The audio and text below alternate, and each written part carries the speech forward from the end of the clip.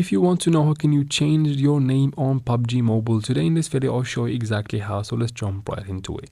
First we need to go to your inventory, so tap right here on inventory in the bottom right corner of the screen, and then from here all you need to do is to tap on this box icon again in the bottom right corner of the screen. So go here and then you need to tap on the ID card, this one right here. So once you tap on it, tap on use in the bottom of this window.